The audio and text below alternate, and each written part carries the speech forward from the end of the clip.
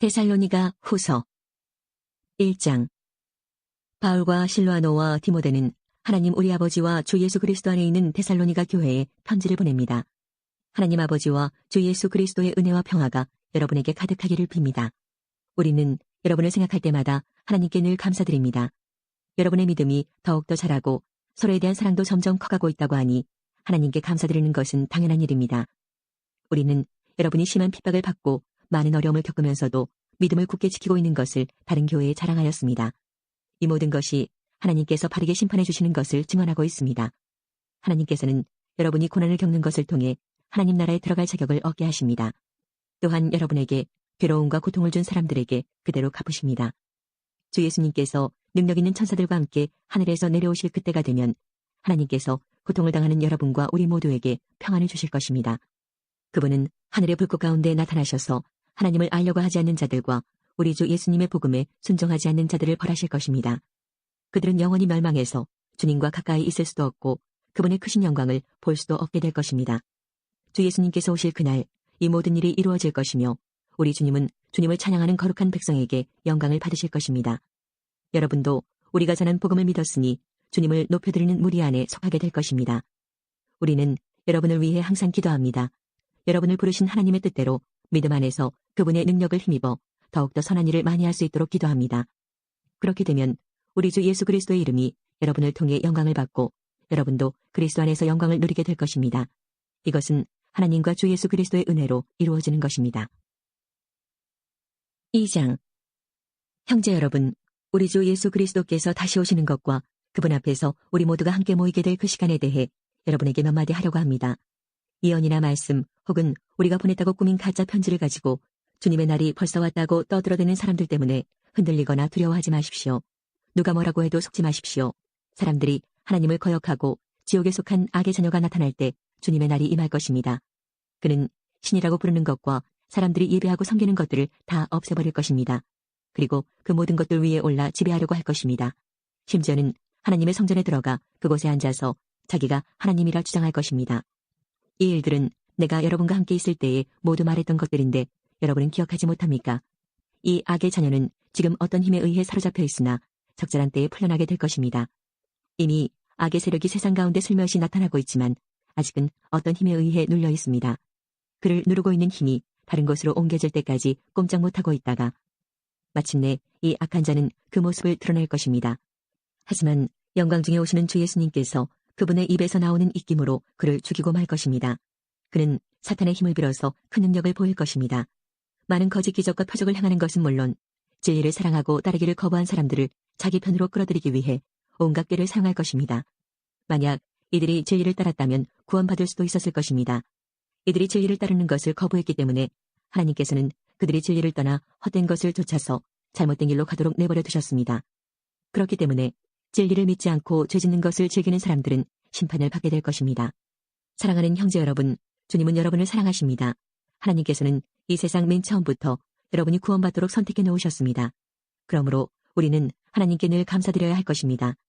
거룩하게 하시는 성령과 진리 안에 있는 믿음으로 여러분은 구원받았고 하나님은 우리가 전한 복음을 통해 여러분이 구원받도록 하셨습니다. 하나님께서는 우리 주 예수 그리스도의 영광을 나누어 주시기 위해 여러분을 부르셨습니다. 그러므로 형제 여러분, 믿음 위에 굳게 서서 우리가 말과 편지로 전했던 복음을 계속 간직하기 바랍니다. 우리를 사랑하시는 주 예수 그리스도와 아버지 하나님께서 그분의 은혜로 선한 소망과 영원한 위로를 이미 우리에게 주셨습니다. 위로의 하나님께서 여러분이 하는 말과 모든 선한 일에 더욱 힘이 되어 주시길 기도합니다. 3장. 형제 여러분, 우리를 위해 기도해 주십시오. 주님의 말씀이 하루빨리 전해지도록 기도하시기 바랍니다. 여러분이 그런 것처럼 다른 사람들도 우리 주님의 말씀을 기뻐하며 주님을 높여드릴 수 있도록 기도하십시오. 또한 우리를 악한 자들에게서 보호해달라고 기도해 주십시오. 왜냐하면 모든 사람들이 주님을 믿는 것은 아니기 때문입니다. 그러나 주님은 신실하신 분이시기에 여러분에게 힘이 되시며 여러분을 악한 자로부터 지켜주실 것입니다. 우리는 여러분이 우리가 전한 대로 잘 행하고 또 앞으로도 잘 해나가리라는 것을 주님 안에서 확신합니다. 우리 주께서 여러분의 마음을 인도하셔서 하나님의 사랑과 그리스도의 인내를 잘 깨닫게 하시기를 기도합니다. 형제 여러분, 우리 주 예수 그리스도의 이름으로 명령합니다. 일하기를 싫어하는 형제들을 멀리하십시오. 게으름을 피우며 일하지 않는 사람들은 우리가 전한 명령을 지키지 않는 것입니다. 우리가 보여준 모범을 통해 여러분은 어떻게 살아야 하는지 잘 알게 되었을 것입니다. 여러분과 함께 있을 때 우리는 결코 게으름을 피우지 않았습니다. 다른 사람의 양식을 먹게 될 때에도 우리는 늘 값을 치렀습니다. 여러분 어느 누구에게도 짐이 되지 않기 위해 우리는 밤낮으로 일하고 또 일했습니다. 물론 여러분에게 우리를 도와달라고 할 수도 있었을 것입니다. 그러나 우리는 여러분에게 본을 보여 여러분 스스로 자기 생활을 꾸려나가도록 하기 위해 열심히 일했던 것입니다. 여러분과 함께 있을 때 우리는 일하기를 싫어하는 사람은 먹을 자격도 없다라고 가르쳤습니다. 여러분 가운데 일하기를 싫어하여 아무것도 하지 않으려는 자들이 있다고 들었습니다. 그리고 다른 사람의 일에 간섭하고 참견하느라 시간을 낭비하는 사람이 있다고 들었습니다. 우리 주 예수 그리스도의 이름으로 그들에게 명령합니다. 조용히 일하며 자기 양식을 스스로 마련하도록 하십시오. 그리고 바르게 살고 있는 형제 여러분, 선한 일을 하는 동안 낙심하지 마십시오. 만일 우리가 보내는 이 편지의 내용을 따르지 않는 자가 있거든 그가 누구인지 기억해서 가까이 하지 마십시오. 그러면 그 사람 스스로 부끄러움을 느끼게 될 것입니다. 하지만 그를 원수처럼 대하지 말고 사랑하는 형제로서 충고하십시오.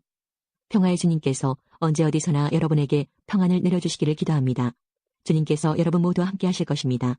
친필로 여러분에게 문안합니다. 이 글씨로 나 바울이 친히 보내는 편지임을 알 수 있을 것입니다. 우리 주 예수 그리스도의 은혜가 여러분 모두에게 함께하기를 기도합니다. 바울은 한동안 안디옥에 머물러 있다가 그곳을 떠나 갈라디아와 부르기아 지방을 두루다니면서 모든 신자들에게 힘을 북돋워 주었습니다. 아볼로라는 유대인이 에베소에 왔습니다. 그는 알렉산드리아에서 태어났으며 교육을 많이 받았고 성경에 능통한 사람이었습니다. 그는 주님에 관한 도도 배워서 알고 있었기 때문에 예수님에 관한 일들을 말하고 자세히 가르쳤습니다. 그러나 그는 요한의 세례밖에 몰랐습니다. 아볼로가 회당에서 용기 있게 말하는 것을 브리스길라와 아굴라가 듣고 그를 자기들 집으로 데려다가 하나님의 도에 대해 더 자세히 설명해 주었습니다. 아볼로가 아가야 지방으로 가고 싶어 하자 에베소의 신자들은 격려하면서 그곳의 신자들에게 아볼로를 영접하라고 편지를 썼습니다. 아볼로는 그 지방에 도착하여 하나님의 은혜로 믿게 된 사람들에게 많은 도움을 주었습니다. 그는 사람들 앞에서 유대인들과 열정적으로 토론을 하여 그들의 주장을 물리쳤으며 성경을 이용해서 예수님께서 그리스도이심을 증명했습니다. 19장 아볼로가 고린도에 있는 동안 바울은 북부지방을 거쳐서 에베소에 이르게 되었습니다. 바울은 거기서 몇몇 제자들을 만났습니다. 바울이 그들에게 물었습니다. 여러분은 믿을 때에 성령을 받았습니까? 그들이 대답했습니다. 우리는 성령이 계시다는 것조차 들어본 적이 없습니다. 바울이 다시 물었습니다. 그러면 여러분은 어떤 세례를 받았습니까? 그들이 대답했습니다. 요한의 세례를 받았습니다. 바울이 말했습니다. 요한은 회개의 세례를 베풀었습니다. 요한은 사람들에게 자기 뒤에 오실 분을 믿으라고 외쳤는데 그분이 바로 예수님이십니다. 그들은 이 말을 듣고 주 예수님의 이름으로 세례를 받았습니다. 바울이 그들에게 손을 얹자 성령께서 그들에게 내려오셨습니다. 그러자 그들은 방언으로 말하고 예언을 하기 시작했습니다. 그곳에 있던 사람은 모두 12명쯤 되었습니다. 바울은 회당에 들어가서 3달 동안 하나님의 말씀을 담대하게 전했습니다. 그리고 하나님의 나라에 관해 토론도 하고 받아들이도록 설득했습니다. 그러나 어떤 사람들은 마음이 굳어져서 믿지 않고 오히려 군중들 앞에서 돌을 욕하고 다녔습니다. 그래서 바울은 그런 사람들을 떠나 신자들을 데리고 두란노 학원으로 가서 날마다 사람들과 토론을 했습니다. 그 일은 2년 동안 계속되었습니다. 그리하여 아시아 지방의 모든 유대인과 그리스인이 주님의 말씀을 듣게 되었습니다. 하나님께서 바울의 손을 빌려 놀라운 기적들을 일으키셨습니다. 심지어 사람들이 바울이 몸에 지니던 손수건이나 앞치마를 병든 사람이 얹기만 해도 병이 낫고 귀신이 쫓겨나갔습니다. 그러나 사방으로 돌아다니면서 귀신을 쫓아내는 유대인 중에서도 주 예수님의 이름을 이용하여 귀신을 쫓아내려는 사람들이 있었습니다. 그들은 바울이 전파하는 그 예수의 이름으로 명령한다. 그 사람에게서 나오너라고 말하곤 했습니다. 유대인 대제사장 스게와라는 사람의 7 아들들이 바로 이런 일을 하였습니다. 그런데 악한 귀신이 그들에게 말했습니다. 내가 예수님도 알고 바울도 알지만 너희는 누구냐? 그러더니 귀신 들린 사람이 그들에게 달려들었습니다. 귀신 들린 사람은 스게와의 아들들보다 힘이 세어서 그들을 때리고 옷을 찢었습니다. 그래서 그들은 발가벗긴 채 그 집에서 도망쳤습니다. 이 일이 에베소에 사는 모든 유대인과 그리스인들에게 알려지자 그들은 두려움에 사로잡혔으며 주 예수님의 이름을 찬양했습니다. 믿는 사람들이 많이 나와 사람들 앞에서 자기들이 행한 일들을 고백하기 시작했습니다. 그들 중에는 마술을 부리던 사람들도 있었는데 그들은 자기들의 마술책을 가져다가 사람들 앞에서 다 태워버렸습니다.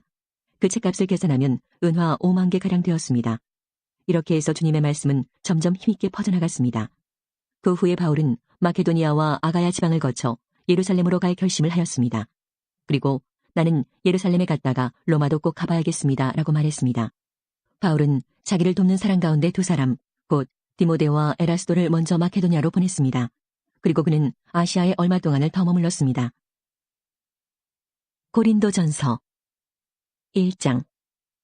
하나님의 뜻에 따라 그리스도 예수의 사도로 부르심을 받은 나 바울과 형제 소스데네는 고린도에 있는 하나님의 교회와 그리스도 예수 안에서 거룩하게 된 사람들에게 이 편지를 씁니다.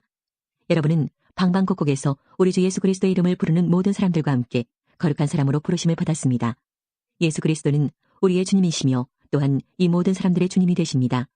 하나님 우리 아버지와 주 예수 그리스도께서 여러분에게 은혜와 평강을 주시기를 바랍니다. 그리스도 예수 안에서 여러분에게 주신 하나님의 은혜로 말미암아 나는 늘 하나님께 감사드립니다. 여러분은 예수 그리스도 안에서 모든 말하는 것과 모든 지식 등 모든 면에서 풍성하게 되었습니다. 내가 이렇게 말씀드리는 것은 그리스도에 관하여 증언한 것이 여러분 안에서 확고해졌기 때문입니다. 그러므로 여러분은 영적인 선물을 부족함 없이 받으며 우리 주 예수 그리스도께서 나타나실 것을 간절히 바라고 있습니다. 예수님께서는 여러분을 세상 끝날까지 굳세게 지켜 우리 주 예수 그리스도의 날에 흠이 없는 사람이 되게 하실 것입니다. 여러분을 부르셔서 그의 아들이신 우리 주 예수 그리스도와 사귐을 갖게 하신 하나님은 신실하십니다. 성도 여러분, 우리 주 예수 그리스도의 이름으로 여러분에게 호소합니다. 모두 의견을 합하고 여러분 사이에 편을 나누지 마십시오. 같은 마음과 같은 생각을 가지고 하나가 되십시오. 나의 성도 여러분, 글로의 집에서 온 사람들이 나에게 여러분 사이에 다툼이 있다는 소식을 전해주었습니다. 내용은 이렇습니다. 여러분이 저마다 나는 바울을 따른다, 나는 아볼로를 따른다, 나는 베드로를 따른다, 심지어 나는 그리스도를 따른다고 말한다니 도대체 그리스도가 나뉘었습니까? 바울이 여러분을 위해 십자가에 못 박혔습니까? 아니면 여러분이 바울의 이름으로 세례를 받았습니까? 내가 그리스보와 가이오 두 사람 외에는 여러분 중 어느 누구에게도 세례를 주지 않아 하나님께 감사합니다. 그러므로 여러분 중에서 어느 누구도 바울의 이름으로 세례를 받았다고 말할 수 없을 것입니다. 그러고 보니 내가 스데바나의 가정에도 세례를 준 적이 있습니다. 하지만 이들 외에는 아무에게도 세례를 준 기억이 없습니다. 그리스도께서 나를 보내신 것은 세례를 주기 위해서가 아니라 복음을 전하도록 하기 위해서였습니다. 그것은 인간의 지혜로운 말로 하라는 것이 아니었습니다. 그리스도의 십자가가 그 능력을 잃지 않게 하려는 것입니다. 십자가에 관한 말씀이 멸망할 사람들에게는 어리석은 것에 불과하지만 구원받은 우리에게는 하나님의 능력입니다. 성경에 이렇게 기록되어 있습니다. 내가 지혜로운 사람들의 지혜를 멸하고 지식 있는 사람들의 지식을 물리치리라. 지혜 있는 사람이 어디 있으며 학자가 어디 있습니까? 이 시대의 변론가가 어디 있습니까? 하나님께서 이 세상의 지혜를 어리석게 하지 않으셨습니까? 세상이 자기의 지혜를 통해서는 하나님을 알지 못하게 하신 것이 하나님의 지혜입니다. 그래서 하나님께서는 우리가 전하는 어리석어 보이는 말씀 선포로 믿는 사람들을 구원하기를 기뻐하셨습니다. 유대인들은 표적을 요구하고 그리스인들은 지혜를 찾습니다. 하지만 우리는 그리스도께서 십자가에 못 박히셨다고 전합니다. 이것이 유대인들에게는 걸려 넘어지게 하는 것이요 이방인들에게는 어리석은 것이지만 유대인이 되었든지 그리스인이 되었든지 부르심을 받은 사람들에게 그리스도는 하나님의 능력이며 하나님의 지혜입니다. 하나님의 어리석음이 사람의 지혜보다 더 지혜로우며 하나님의 약함이 사람의 강함보다 더 강합니다. 성도 여러분, 하나님께서 여러분을 부르셨을 당시 여러분의 모습이 어떠했는지를 생각해 보십시오. 세상의 표준으로 볼 때 지혜 있는 사람이 많지 않았고 권력 있는 사람도 많지 않았으며 가문 좋은 사람도 많지 않았습니다. 그러나 하나님께서는 지혜로운 것들을 부끄럽게 하시려고 세상에 미련한 것들을 선택하셨고 강한 것들을 부끄럽게 하시려고 세상의 약한 것들을 선택하셨습니다. 하나님께서는 세상의 비천한 것들과 멸시받는 것 그리고 아무것도 아닌 것들을 선택하여 유력한 것들을 멸하셨습니다. 이것은 하나님 앞에서 어느 누구도 자랑하지 못하게 하기 위해서였습니다. 그러나 여러분은 이러한 하나님에게서 나서 예수 그리스도 안에 있게 되었습니다. 예수님은 하나님께로부터 오는 우리의 지혜와 의와 거룩함과 구속이 되셨습니다. 그러므로 성경에 기록되었듯이 자랑하는 자는 주님 안에서 자랑하십시오. 2장. 성도 여러분, 나도 여러분에게 가서 하나님의 비밀을 전하였을 때 웅변술이나 탁월한 지혜를 가지고 전한 것이 아니었습니다. 그것은 내가 여러분과 함께 있는 동안에는 예수 그리스도와 그분께서 십자가에 못 박히셨다는 것 이외에는 아무것도 알지 않기로 굳게 결심했기 때문입니다. 사실 내가 여러분에게 갔을 때 나는 약하였고 두려웠으며 몹시 떨었습니다. 내가 전한 말이나 선포한 것들은 지혜롭고 설득력 있는 말들이 아니라 성령의 능력을 드러내는 것이었습니다. 이렇게 한 것은 여러분의 믿음을 사람의 지혜가 아니라 하나님의 능력에 두게 하려는 것이었습니다. 그러나 우리는 성숙한 사람들 사이에서는 지혜를 말합니다. 이 지혜는 이 세상의 지혜가 아니며 이 세상에서 멸망해버릴 통치자들의 지혜도 아닙니다. 우리가 말하는 지혜는 하나님의 비밀 가운데 있는 지혜입니다. 이것은 감춰졌던 것이며 하나님께서 우리의 영광을 위해 창조전에 미리 정하신 지혜입니다. 이 시대의 통치자 중 어느 누구도 이 지혜를 깨닫지 못했습니다. 그들이 깨달았다면 영광의 주님을 십자가에 못 박지 않았을 것입니다. 성경에 이렇게 기록되어 있습니다. 하나님께서 자기를 사랑하는 자들을 위해 준비해 두신 것을 눈으로 보지 못하였고 귀로 듣지 못하였으며 마음으로 깨닫지 못하였다. 하나님께서는 성령을 통하여 이 지혜를 우리에게 계시하셨습니다. 왜냐하면 성령님께서 모든 것을, 심지어 하나님의 깊은 것까지도 속속들이 살피시기 때문입니다. 어떤 사람이 생각하고 있는 것을 그 사람 속에 있는 영이 아니고서야 누가 알 수 있겠습니까? 이와 마찬가지로 하나님의 생각도 하나님의 성령만이 아실 수 있습니다. 하나님께서 우리에게 은혜로 주신 것들을 알기 위해 우리는 세상의 영이 아니라 하나님께로부터 오는 성령을 받았습니다. 우리는 사람의 지혜에서 배운 말로 말하지 않고 성령으로부터 가르침받은 말씀으로 말합니다. 성령님께 속한 것은 성령에 속한 것으로 설명해야 하기 때문입니다. 성령에 속하지 않은 사람은 하나님의 성령에 속한 것들을 받아들이지 않습니다. 그런 사람에게는 이런 것들이 어리석어 보입니다. 그런 것들은 영적으로 식별되는 것이므로 세상에 속한 사람은 그런 것들을 깨달을 수도 없습니다. 성령님께 속한 사람은 모든 것을 판단하지만 자신은 아무에게도 판단을 받지 않습니다. 누가 주님의 마음을 알았으며 누가 주님을 가르치겠습니까? 그러나 우리는 그리스도의 마음을 가지고 있습니다. 3장. 성도 여러분, 이전에 나는 성령에 속한 사람에게 말하듯이 여러분에게 할 수가 없어서 세상에 속한 사람을 대하듯, 다시 말해서 그리스도 안에서 어린아이를 대하듯 말할 수밖에 없었습니다. 그때 나는 여러분에게 단단한 음식이 아니라 우유를 먹였습니다. 여러분이 단단한 음식을 먹을 준비가 전혀 되어 있지 않았기 때문인데 지금도 여전히 받을 준비가 되어 있지 않습니다. 여러분은 아직도 세상에 속해 있습니다. 시기와 다툼이 여러분 안에 있으니 이것이 바로 세상에 속한 것이고 세상 사람들처럼 행동하는 것이 아닙니까? 어떤 사람이 나는 바울파다라고 말하자 다른 사람은 나는 아볼로파다라고 말하고 있으니 세상에 속한 사람이 아니면 무엇이겠습니까? 도대체 아볼로가 무엇이고 바울이 무엇입니까? 나나 아볼로나 여러분을 믿도록 하고 주님께서 각 사람에게 할 일을 맡기셔서 일하는 일꾼에 불과합니다. 나는 씨앗을 심었고 아볼로는 물을 주었으나 자라게 하시는 분은 하나님이십니다. 그러므로 심는 사람이나 물을 주는 사람은 아무것도 아니지만 자라게 하시는 분인 하나님은 중요합니다. 심는 사람과 물 주는 사람은 하나의 목적 때문에 일을 합니다. 각 사람은 자기가 한 수고만큼 보수를 받을 것입니다. 우리는 하나님의 동역자요, 여러분은 하나님의 밭이며 하나님의 건물입니다. 나는 하나님께서 내게 주신 은혜대로 유능한 건축가처럼 기초를 놓았습니다. 하지만 다른 사람들은 그 위에 건물을 세우고 있습니다. 그러나 각 사람은 이 기초 위에 어떻게 건물을 세워야 할지 주의해야 합니다. 아무도 이미 놓여있는 기초 외에 다른 기초를 놓을 수 없습니다. 왜냐하면 그 기초는 예수 그리스도이시기 때문입니다. 어떤 사람이 이 기초 위에 금이나 은이나 보석이나 또는 나무나 풀이나 집 등을 이용하여 건물을 세울 것인데 각 사람이 일한 성과가 드러나게 될 것입니다. 그날은 불로 나타나기 때문에 일한 것이 밝히 드러날 것입니다. 그래서 그 불이 각 사람의 한 일을 검증할 것입니다. 어떤 사람이 세운 것이 그대로 남아있으면 그는 보수를 받을 것입니다. 그가 세운 것이 다 없어져 버리면 그는 손실을 입게 될 것입니다. 그러나 그 사람 자신은 마치 불을 거쳐서 살아온 것 같은 구원을 받을 것입니다. 여러분은 자신들이 하나님의 성전인 것과 하나님의 성령께서 여러분 안에 계신다는 사실을 알지 못합니까? 누구든지 하나님의 성전을 멸하면 하나님께서 그 사람을 멸하실 것입니다. 그것은 하나님의 성전은 거룩하며 여러분 자신이 바로 그 성전이기 때문입니다. 자신을 속이지 마십시오. 여러분 중에 어떤 사람이 이 세상의 표준에 따라 자신이 지혜 있는 사람이라는 생각이 들거든 진정 지혜 있는 자가 되기 위해서 어리석은 사람이 되십시오. 이 세상의 지혜는 하나님께서 보시기에 어리석은 것입니다. 그것은 성경에 하나님께서 지혜 있는 자들을 자기 꾀에 빠지게 하신다고 기록되어 있으며 또한 주님께서는 지혜 있는 사람들의 생각이 헛되다는 것을 아신다고 기록되어 있기 때문입니다. 그러므로 아무도 사랑과 관련하여 자랑하지 마십시오. 모든 것이 여러분의 것입니다.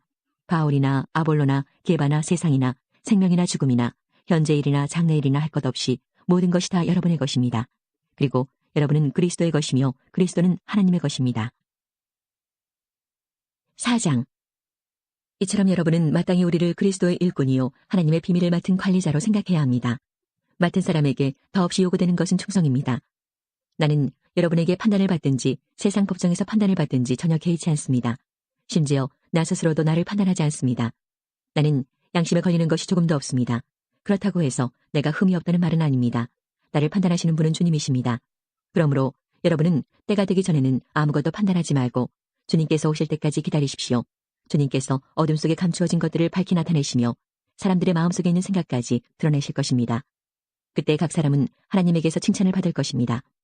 성도 여러분, 나는 여러분을 위해 건축가 이야기와 사역자에 관한 이야기를 나 자신과 아볼로에게 적용하여 말하였습니다. 이렇게 한 것은 여러분에게 기록된 말씀의 범위 이상을 벗어나지 말라는 말의 의미를 배우게 하기 위함입니다.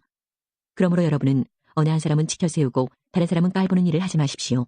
여러분을 별다르게 생각하는 사람이 누구입니까? 여러분이 하나님께로부터 받지 않은 것이 무엇이 있습니까? 모두 받은 것인데 왜 받지 않은 것처럼 자랑하고 있습니까? 여러분은 벌써 배가 불렀습니다. 이미 부자가 되었습니다. 우리 없이도 이미 여러분은 왕노릇을 하였습니다. 우리도 여러분과 함께 왕노릇 할 수 있도록 차라리 여러분이 진짜 왕이었으면 좋겠습니다. 내 생각에는 하나님께서 우리 사도들을 마치 사형 선고를 받은 사람처럼 맹꼴찌로 내놓은 것 같습니다. 그래서 우리는 세상과 천사들과 사람들에게 구경거리가 되었습니다. 우리는 그리스도를 위하여 어리석은 사람이 되었습니다만 여러분은 그리스도 안에서 지혜로운 사람이 되었습니다. 우리는 약하지만 여러분은 강합니다. 여러분은 존경을 받으나 우리는 멸시를 받습니다. 지금 이 순간까지 우리는 굶주리고 목마르고 헐벗고 매맞고 집 없이 떠돌아다니면서 우리의 손으로 힘써서 일하였습니다. 우리는 저주를 받지만 축복해주고 핍박을 당하여도 참고 인내하며 모욕을 당하여도 다정한 말로 대답하였습니다. 바로 이 순간까지 우리는 세상의 쓰레기와 마물의 찌꺼기가 되었습니다. 여러분을 부끄럽게 하려고 이 글을 쓰고 있는 것이 아닙니다. 오히려 여러분을 내 사랑하는 자녀로 생각하여 훈계하기 위해 쓰고 있습니다.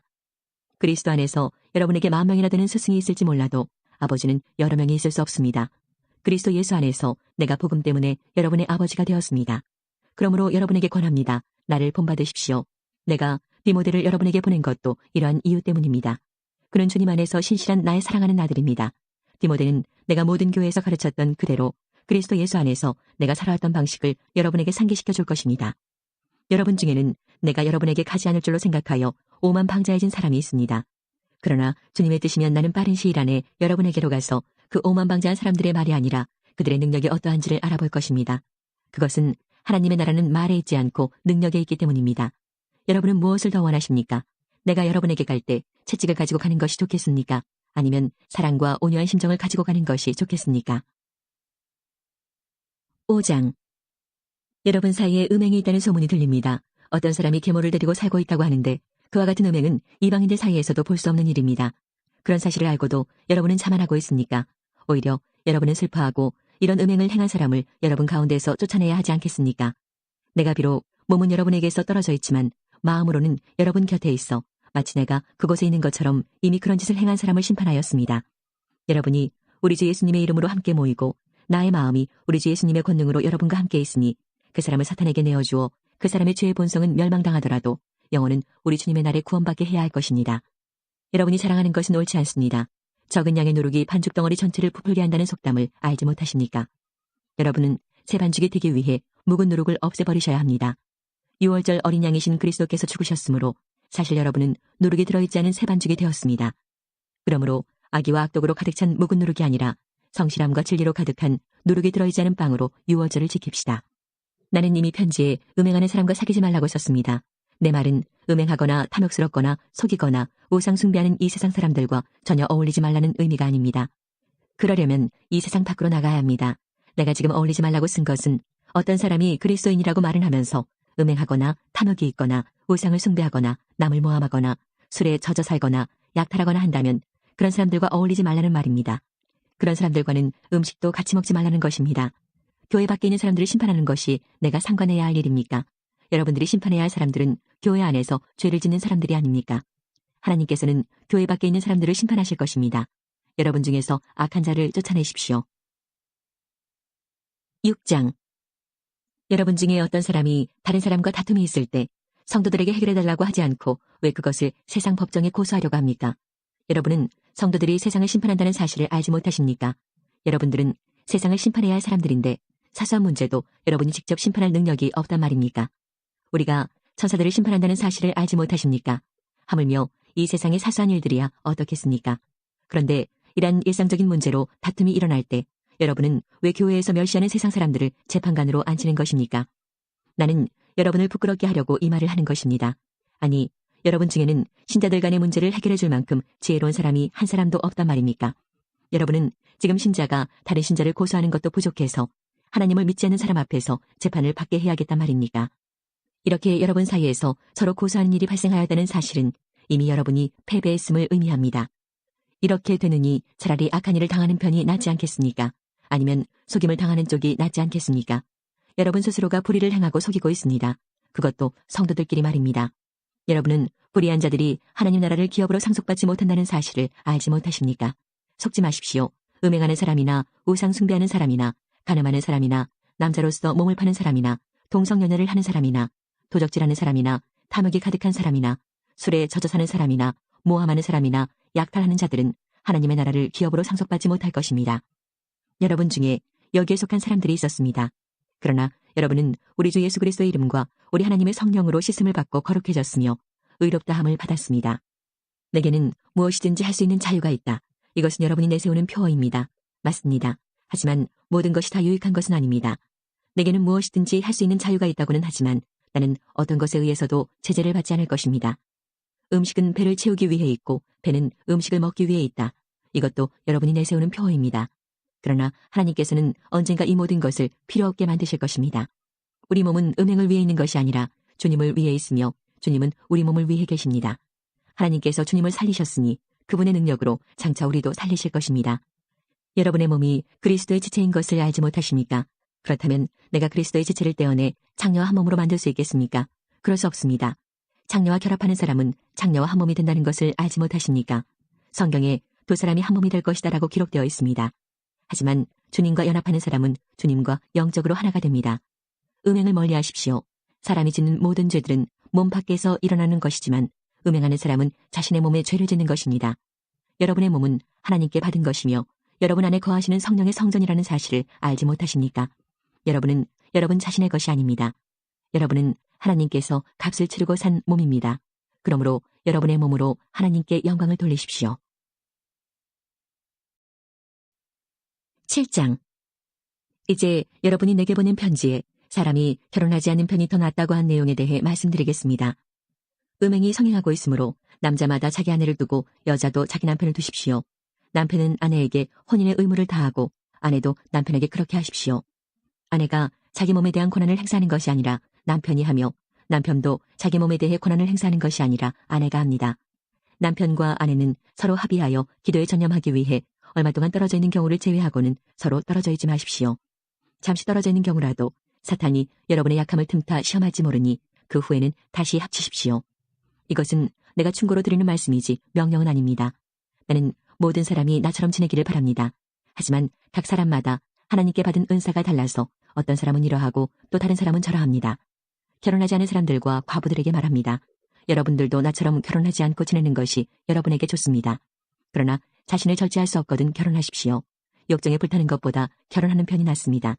이제 이미 결혼한 사람들에게 명령합니다. 이것은 나의 명령이 아니라 주님의 명령입니다. 아내는 남편과 헤어지지 마십시오.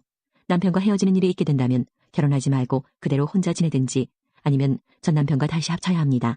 남편 역시 아내를 버려서는 안 됩니다. 그 외의 사람들에게 말합니다. 이것은 주님의 말씀이 아니라 내 생각입니다. 어떤 남자 신자에게 믿지 않는 아내가 있는데 그 아내가 남편과 함께 살고 싶어하면 그 아내를 버려서는 안 됩니다. 어떤 여자 신자에게 믿지 않는 남편이 있는데 그 남편이 아내와 함께 살고 싶어하면 그 남편을 버려서는 안 됩니다. 그것은 믿지 않는 남편이 아내를 통해 거룩해지고 믿지 않는 아내가 남편을 통해 거룩해지기 때문입니다. 그렇지 못하다면 여러분의 자녀도 깨끗하지 못할 것입니다. 하지만 여러분이 보시다시피 여러분의 자녀는 거룩합니다. 그렇지만 만일 믿지 않는 남편이 헤어지려 하면 그렇게 하도록 하십시오. 믿는 남자나 여자나 그런 상황에서는 상대방에게 얽매일 필요가 없습니다. 하나님께서는 우리를 평화롭게 살게 하려고 부르셨습니다. 아내된 사람이여 그대가 남편을 구원할지 어떻게 알겠습니까? 남편된 사람이여 그대가 아내를 구원할지 어떻게 알겠습니까? 각 사람은 주님께서 각 사람에게 나눠주신 대로 그리고 하나님께서 부르신 위치를 그대로 유지하며 살아가십시오. 이것은 내가 모든 교회에 세워준 원칙입니다. 부르심을 받았을 때 이미 할례를 받은 사람이 있다면 할례 받은 표시를 없애려 하지 마십시오. 그러나 부르심을 받았을 때 할례를 받지 않은 사람이 있다면 할례를 받으려 하지 마십시오. 할례를 받았느냐 받지 않았느냐 하는 것은 아무것도 아닙니다. 하나님의 계명들을 지키는 것이 중요합니다. 각 사람은 하나님께서 그를 부르셨을 때의 상태 그대로 살아가십시오. 노예였을 때 부름을 받았습니까? 그것 때문에 마음 상해하지 마십시오. 그러나 혹시 자유를 얻을 기회가 생기면 그 기회를 활용하십시오. 주님 안에서 부르심을 받았을 때에 노예인 사람은 주님께 속한 자유인입니다. 이와 마찬가지로 부르심을 받았을 때에 자유인인 사람은 그리스도의 노예입니다. 여러분은 값을 치르고 산 사람들입니다. 더 이상 사람들의 노예가 되지 마십시오. 성도 여러분, 여러분 각 사람은 부르심을 받은 위치에 그대로 머물러 계시면서 하나님께 책임을 다하시기 바랍니다. 이제 여러분이 편지에 언급한 결혼하지 않은 처녀들에 관해 말하고자 합니다. 이 부분에 대해서는 특별히 주님으로부터 받은 명령이 없습니다. 하지만 나는 주님의 자비하심을 힘입어 믿을 만한 사람이 되어 의견을 제시하고자 합니다. 현재 겪고 있는 위기를 생각하면 결혼하지 않은 사람은 현재대로 지내는 것이 더 좋다고 생각합니다. 아내가 있는 사람이 있으니까 아내와 헤어지려 하지 마십시오. 아내와 헤어졌으니까 아내를 구하려고 하지 마십시오. 그러나 여러분이 결혼한다고 해도 죄를 짓는 것은 아닙니다. 처녀가 결혼한다고 해도 죄를 짓는 것은 아닙니다. 다만 결혼한 뒤에는 이 세상에서 겪는 환난을 맞이하게 될 것입니다. 나는 여러분을 아껴서 이런 말을 하였습니다. 성도 여러분, 내가 하고자 하는 말은 이렇습니다. 시간이 얼마 남지 않았습니다. 지금부터는 아내가 있는 사람들은 아내가 없는 사람처럼 사십시오. 우는 사람은 울지 않는 사람처럼, 기쁨에 넘친 사람은 기쁘지 않은 사람처럼, 물건을 사는 사람은 자기가 산 것을 가지고 있지 않은 사람처럼 사십시오. 세상 물건을 쓰는 사람은 그것들의 마음이 빼앗기지 않은 사람처럼 사십시오. 그것은 이 세상의 현재 모습이 지나가고 있기 때문입니다. 나는 여러분이 마음 쓰는 것 없이 살기를 바랍니다. 결혼하지 않은 남자는 어떻게 하면 주님을 기쁘시게 할까 하고 주님의 일에 마음을 씁니다.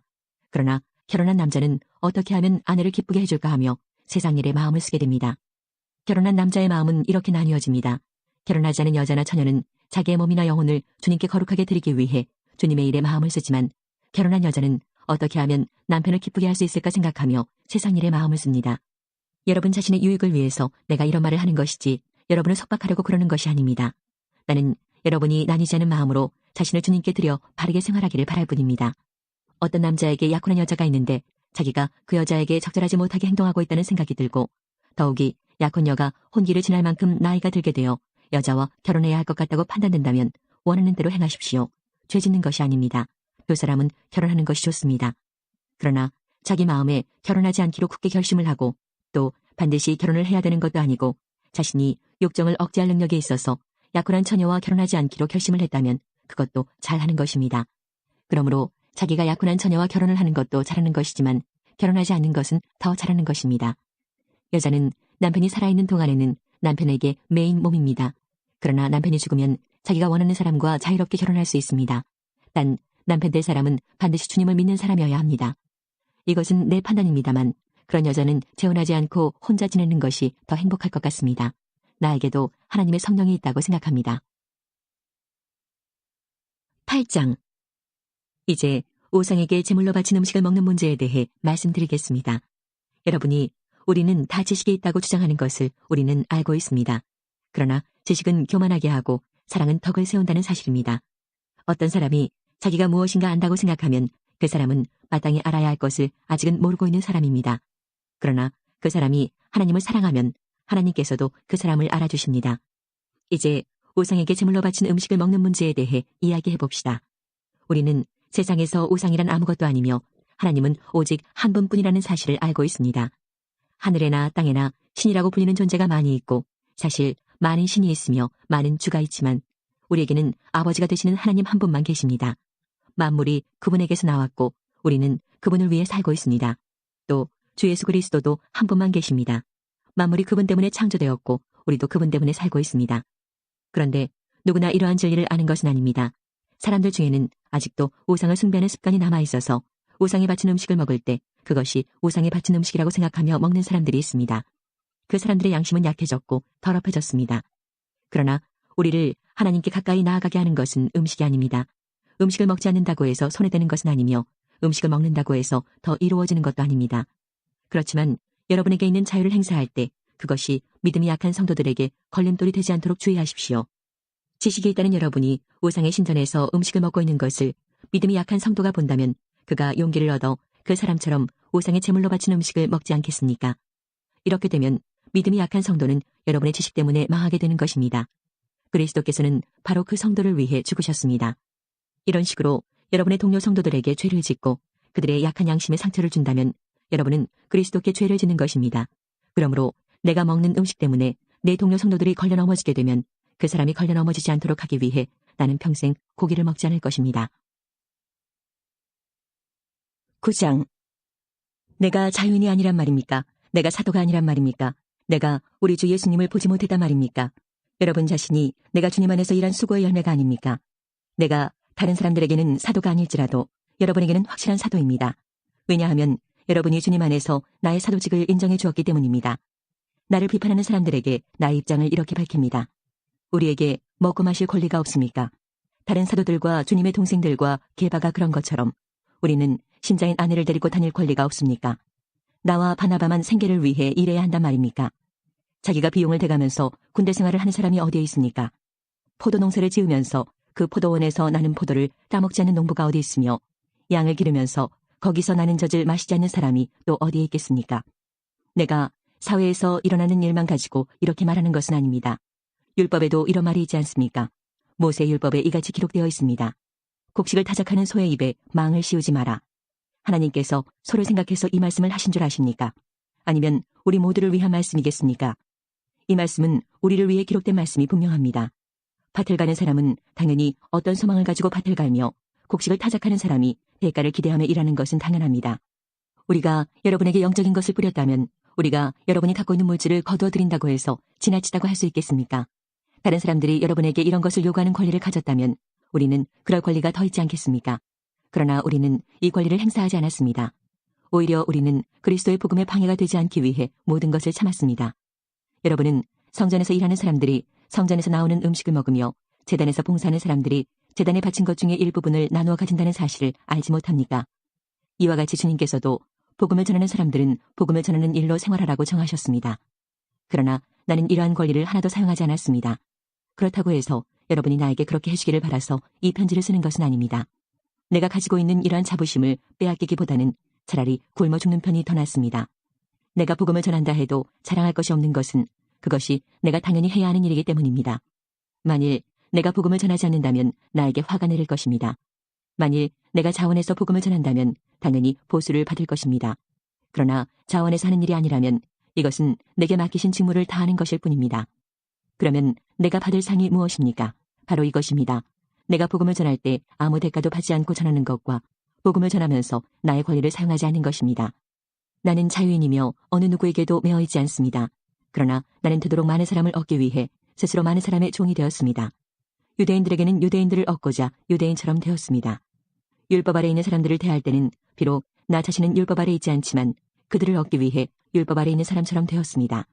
율법 없는 사람들에게는 비록 나 자신은 하나님의 율법을 떠난 사람이 아니라 그리스도의 율법 아래 있는 사람이지만 율법 없는 사람들을 얻기 위해 율법 없는 사람처럼 되었습니다. 믿음이 약한 사람들에게는 약한 사람들을 얻기 위해서 약한 사람이 되었습니다. 내가 모든 사람들에게 그들과 같이 된 것은 아무쪼록 모든 방법을 다하여 그들 중에 몇 사람이라도 구원하기 위해서였습니다. 나는 복음이 주는 복에 참여하기 위해 복음을 전하는 일이라면 무슨 일이든 하고 있습니다. 경기장에서 경주자들이 다 달려가지만 상을 받는 사람은 한 명뿐인 것을 알지 못하십니까? 이와 같이 여러분도 상을 받을 수 있도록 달리십시오. 경기를 하려는 사람은 모든 면에서 자기 절제를 하는 법입니다. 그들은 썩어 없어질 면류관을 얻으려고 절제를 하지만 우리는 썩지 않을 면류관을 얻으려고 그렇게 합니다. 이처럼 나는 목표가 없는 사람처럼 달리지 않습니다. 나는 허공에다 주먹을 휘둘러대는 사람처럼 싸우지 않습니다.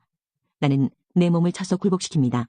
내가 다른 사람들에게는 복음을 전했으나 정작 나 자신은 자격 미달이 될까 두렵습니다. 10장. 성도 여러분, 여러분이 알았으면 하는 것이 있습니다. 그것은 우리 조상들이 다 구름 아래 있었으며 바다를 무사히 건넜던 일입니다. 조상들은 모두 구름과 바다 가운데서 세례를 받아 모세에게 속하게 되었습니다. 조상들은 모두 같은 영적인 음식을 먹었으며 다 같은 영적인 물을 마셨습니다. 조상들은 그들의 동반자인 영적인 반석에서 나오는 물을 마신 것입니다. 그런데 이 반석은 그리스도였습니다. 그러나 하나님께서는 조상들 대부분을 기뻐하지 않으셔서 그들은 광야에서 죽어 흩어지게 되었습니다. 이런 일은 우리에게 본보기가 되어 우리는 그들처럼 악한 일을 즐겨하지 말라는 경고가 됩니다. 여러분 중에 우상숭배를 하는 사람들이 있는데 여러분은 그들처럼 우상숭배하지 마십시오. 성경에 백성들이 앉아 먹고 마셨으며 일어나 춤을 추었다고 기록되어 있습니다. 조상들 중에 가늠한 사람이 있었는데 우리는 그들처럼 가늠하지 맙시다. 그들이 가늠하다가 하루에 23,000명이 죽임을 당했습니다. 또 우리 조상들 중에는 주님을 시험하다가 뱀에 물려 죽은 사람들이 있었습니다. 우리는 그들처럼 주님을 시험하지 맙시다. 조상들 중에는 불평을 늘어놓다가 멸망시키는 천사에게 멸망당한 사람들이 있었습니다. 그러니 여러분들은 불평하지 마십시오. 이 모든 일들은 우리 조상들에게 본보기로 일어난 일들이며 세상의 종말이 다가오는 시대에 살고 있는 우리에게 경고를 하기 위해 기록되었습니다. 그러므로 자기가 굳게 서 있다고 생각하는 사람은 넘어지지 않도록 주의하십시오. 누구나 겪는 시험 이외에 여러분에게 닥칠 시험은 없습니다. 하나님은 신실한 분이셔서 여러분이 감당할 수 있는 능력 이상의 시험을 당하도록 내버려 두지 않으십니다. 그리고 여러분이 시험을 당할 때에 시험을 견디고 거기서 빠져나올 수 있는 길을 주십니다. 그러므로 나의 사랑하는 여러분, 우상 숭배를 멀리하십시오. 나는 여러분에게 판단력이 있다고 생각하여 이 말씀을 드립니다. 내가 하는 말을 판단해 보십시오. 우리가 축복하는 축복의 잔이 그리스도의 피에 참여하는 것이 아니란 말입니까? 또 우리가 나누어 먹는 빵이 그리스도의 몸에 참여하는 것이 아니란 말입니까? 빵이 하나이기에 우리 모두가 하나의 빵을 먹는 것은 우리가 여럿이라도 모두 하나의 몸인 것입니다. 이스라엘 사람들을 생각해 보십시오. 희생제물을 먹는 사람들은 제단에 참여하는 사람들이 아닙니까? 내가 말하려는 것이 우상이 바친 음식이나 우상이 무슨 대단한 것이라도 된다는 의미로 들립니까? 그렇지 않습니다. 사람들이 제단에 바치는 것은 귀신에게 바치는 것이지 하나님께 바치는 것이 아닙니다. 나는 여러분들이 귀신과 사귀는 사람이 되는 것을 원하지 않습니다. 여러분은 주님의 잔을 마시고 동시에 귀신의 잔을 마실 수는 없으며 주님의 식탁에 참여하면서 귀신의 식탁에 참여할 수는 없습니다. 우리가 주님을 질투하게 만들어서야 되겠습니까? 우리가 주님보다 더 강한 자란 말입니까? 모든 것이 허용되었다고 여러분은 말하지만 모든 것이 다 유익한 것은 아닙니다. 또 모든 것이 허용되었다고들 그러지만 모든 것이 다 덕을 세우는 것은 아닙니다. 누구나 자기 유익을 구해서는 안 되고 다른 사람의 유익을 구하여야 합니다. 시장에서 파는 고기는 어떤 것이 되었든지 양심을 위해 꼬치꼬치 캐묻지 말고 그냥 사 먹으십시오. 땅과 그 안에 가득한 것이 다 주님의 것이기 때문입니다. 주님을 믿지 않는 사람이 여러분을 식사에 초대하여 여러분이 그 집에 가거든 차려놓은 음식은 양심을 위해 꼬치꼬치 캐묻지 말고 무엇이나 드십시오. 그러나 누가 이 음식은 제물로 바쳤던 것이오 라고 말하면 말해준 그 사람과 그의 양심을 위해 그 음식을 먹지 마십시오. 내가 여기서 말하는 양심은 여러분 자신의 양심이 아니라 다른 사람의 양심을 의미하는 것입니다. 왜 나의 자유가 다른 사람의 양심에 의해 판단을 받아야 합니까? 내가 감사하고 음식을 먹는데 내가 음식을 먹은 것 때문에 비난받아야 할 이유가 어디에 있습니까? 그러므로 여러분은 먹든지 마시든지 무엇을 하든지 모든 것을 하나님의 영광을 위해 하십시오. 유대인에게나 이방인에게나 하나님의 교회의 걸림돌 같은 존재가 되지 마십시오. 나처럼 하십시오. 나는 나의 유익을 구하지 아니하고 많은 사람들의 유익을 구하였습니다. 많은 사람들이 구원받도록 모든 면에서 모든 사람들을 기쁘게 하려고 하였습니다. 11장. 내가 그리스도의 본을 따른 것처럼 여러분도 나의 본을 따르십시오. 여러분이 모든 일에 나를 기억하고 있고 내가 여러분에게 전하여 준 것을 붙들고 있으므로 여러분을 칭찬합니다. 그러나 여러분이 깨달았으면 하는 것이 하나 있습니다. 그것은 모든 남자의 머리는 그리스도며 여자의 머리는 남자이며 그리스도의 머리는 하나님이시라는 사실입니다. 남자가 머리에 무엇을 쓰고 기도를 하거나 예언을 하면 그것은 자기의 머리가 되시는 그리스도를 욕되게 하는 것입니다. 그러나 여자가 머리에 무엇을 쓰지 않고 기도를 하거나 예언을 하면 그것은 자기의 머리를 욕되게 하는 것입니다. 그것은 삭발한 것이나 다름이 없습니다. 여자가 머리에 무엇을 쓰지 않으려면 머리를 밀어버리십시오. 머리를 밀어내는 것이 여자에게 부끄러운 것이라면 무엇으로든 머리를 가리기 바랍니다. 남자는 하나님의 형상과 영광이므로 머리를 가려서는 안 됩니다. 그러나 여자는 남자의 영광입니다. 그것은 남자가 여자로부터 생겨난 것이 아니라 여자가 남자로부터 생겨났기 때문입니다. 또한 남자가 여자를 위해 창조된 것이 아니라 여자가 남자를 위해 창조되었습니다. 그러므로 천사들 때문에 여자는 권위의 표를 그 머리 위에 지녀야 합니다. 그러나 주님 안에서는 여자가 남자 없이 독자적으로 존재하지 않고 남자도 여자 없이 독자적으로 존재하지 않습니다. 왜냐하면 여자가 남자로부터 생겨난 것처럼 남자는 여자를 통해 태어났기 때문입니다. 그러나 모든 것들이 하나님으로부터 생겨났습니다. 여러분 스스로 한번 판단해 보십시오. 여자가 머리에 무엇이든지 쓰지 않고 하나님께 기도하는 것이 옳은 일입니까? 자연 그 자체가 여러분에게 교훈하듯이 남자가 머리를 길게 하면 명예롭지 못합니다. 그러나 여자가 긴 머리를 하는 것은 그 여자에게 영광이 됩니다. 긴 머리는 여자에게 머리를 가리는 역할을 합니다. 이 문제에 대해 다른 의견을 제기하는 사람이 있다면 내가 말할 수 있는 것은 우리가 하나님의 교회나 이것 외에 다른 풍습은 받지 않았다는 사실입니다. 이제부터 말하는 내용에 대해서는 여러분을 칭찬하지 않겠습니다. 그것은 여러분의 모임이 유익이 되는 것보다는 해가 되기 때문입니다. 첫째로 내가 듣기로는 여러분이 교회에서 모일 때 파벌이 생긴다고 하는데 나는 그것이 어느 정도는 사실이라고 믿습니다. 여러분 중에서 누가 하나님께 인정받는 사람인지 분명하게 드러나게 하기 위해서는 다른 점도 있어야 할 것입니다. 그러니 여러분이 한자리에 모여 나누는 식사는 성만찬을 나누는 것이 아닙니다. 먹을 때 각자가 자기 것을 먼저 갖다 먹어버리기 때문에 어떤 사람은 굶주리고 어떤 사람은 술에 취합니다. 여러분에게 먹고 마실 집이 없습니까? 여러분이 하나님의 교회를 멸시하고 가난한 사람들에게 굴욕감을 주려는 것입니까? 내가 더 이상 무슨 말을 하겠습니까? 이런 행동에 대해 잘했다고 칭찬할까요? 이번 일에 대해서는 절대로 칭찬할 수가 없습니다. 내가 여러분에게 전해준 것은 주님께 받은 것입니다. 주 예수님께서 배반당하시던 날 밤에 빵을 들고 감사 기도를 드리신 다음 빵을 떼시고 이렇게 말씀하셨습니다. 이것은 너희를 위한 내 몸이다. 나를 기억하면서 이것을 행하여라. 똑같은 방법으로 식사 후에 잔을 들고 말씀하셨습니다. 이 잔은 내 피로 세우는 새 언약이다. 이 잔을 마실 때마다 나를 기억하면서 이것을 행하여라. 여러분은 이 빵을 먹고 잔을 마실 때마다 주님이 오실 때까지 주님의 죽으심을 전하십시오. 그러므로 누구든지 합당하지 않은 태도로 빵을 먹거나 주님의 잔을 마시는 사람은 주님의 몸과 피를 범하는 죄를 짓는 것입니다. 각 사람은 자신을 점검한 후에 빵을 먹고 잔을 마셔야 합니다. 주님의 몸이라는 인식이 없이 먹거나 마시는 사람은 자기에게 내릴 하나님의 심판을 먹고 마시는 것입니다. 이런 이유로 여러분 중에는 약한 사람이나 아픈 사람이 많이 있고 죽은 사람들도 적지 않습니다. 우리가 자신을 분별하였더라면 심판을 받지 않았을 것입니다. 그러나 우리가 지금 주님에게서 심판을 받는 것은 세상과 함께 심판을 받지 않기 위해서입니다. 그러므로 나의 성도 여러분, 여러분이 먹으러 함께 모일 때 서로 기다리십시오. 배고픈 사람이 있으면 집에서 식사를 하도록 하십시오. 그래서 여러분이 모이는 것이 심판받는 모임이 되지 않기를 바랍니다. 이외의 다른 문제들은 내가 여러분에게 가서 알려드리겠습니다.